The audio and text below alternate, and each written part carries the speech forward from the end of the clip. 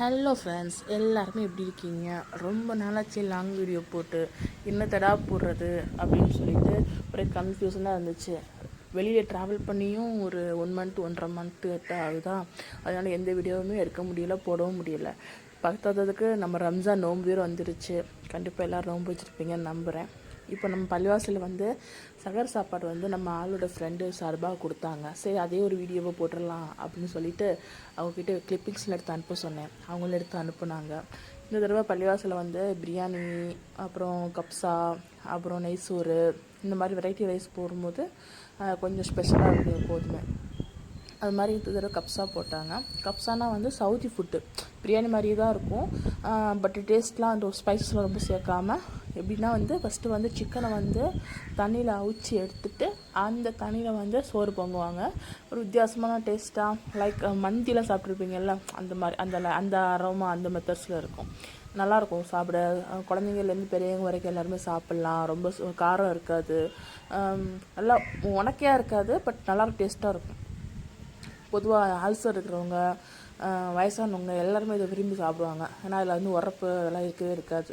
ரொம்ப நார்மலாக ரொம்ப காமனாக இருக்கும். டேஸ்ட்டு அல்டிமேட்டாக இருக்கும். அதான் பண்ணிகிட்டு இருந்தாங்க. பொதுவாக வந்து இது ரொம்ப வேலைப்பாடு.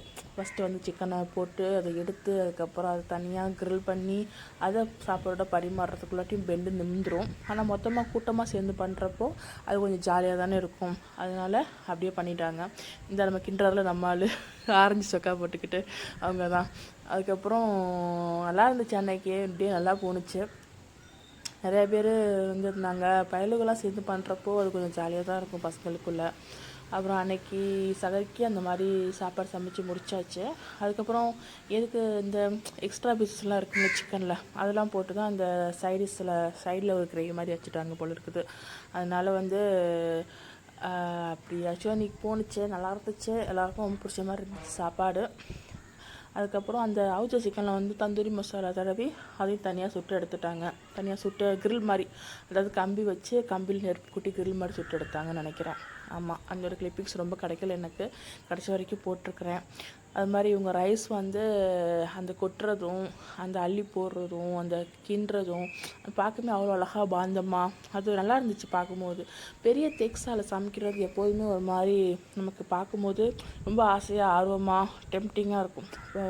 அது மாதிரி பெரிய நம்ம சின்ன வீட்டிலலாம் கவனிச்சிருக்கீங்களா? ஒரு சின்ன குக்கர்லையோ சின்ன பாத்திரத்துலையோ சமைக்கிறப்போ அது வேகிறதுக்கும் 100 தடவை திறந்து பார்த்துருவோம், வெந்திருக்கா வேகலையா அப்படின்னு சொல்லிட்டு. ஆனால் இவ்வளோ பெரிய தேக்ஸால் சமைக்கிறப்போ அது எப்படி அசால்ட்டாக வெந்துடுது. அவ்வளோ பெரிய தீயில் ஈஸியாக அது வந்து வெந்து முடித்து வேலையை காட்டிடுது.